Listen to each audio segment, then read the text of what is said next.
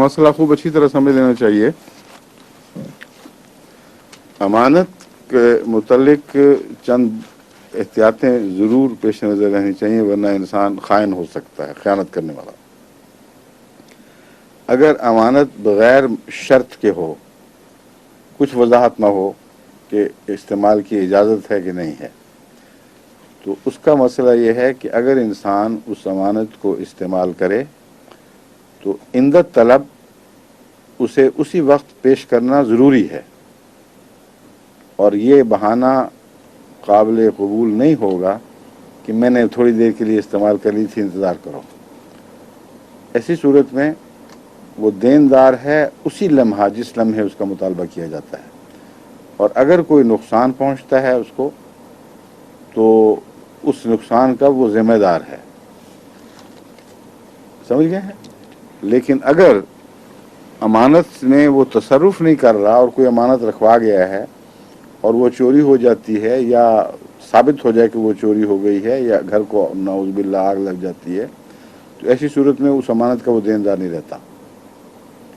لیکن جہاں اس نے تصرف شروع کیا وہاں اس کا دیندار بن جائے گا. وہ وقتی طور پر ایک مستعار رقم بن جاتی ہے اس صورت میں، اور اس کو واپس کرنا قطع نظر اس کے کہ ضائع ہوئی یا باقی بچی لازم ہو جاتا ہے. اس لیے خوب احتیاط کر لینی چاہیے. امانت لیتے وقت وضاحت کروا لینی مناسب ہے، اس امانت کی کیا حیثیت ہے. اگر وہ کہے کہ یہ امانت ہے، صرف امانت ہے، تو پھر اس کو ہاتھ نہ لگانا یہی تقوی ہے، ورنہ آپ کے لیے خطرات پیدا ہوں گے. اگر اس سے پوچھ لیا جائے کہ کیا اس کو میں اپنی ذات پر استعمال کر سکتا ہوں، اور جب آپ مطالبہ کریں تو کتنی دیر کے اندر میں مجھے پیش کرنا ہے، تو جو بھی وہ کہے اس کے مطابق پھر کارروائی کریں، اور ایسی جگہ اس کو انویسٹ نہ کریں کہ اس عرصہ واپسی کے اندر آپ عہد کے مطابق اسے واپس نہ کر سکیں.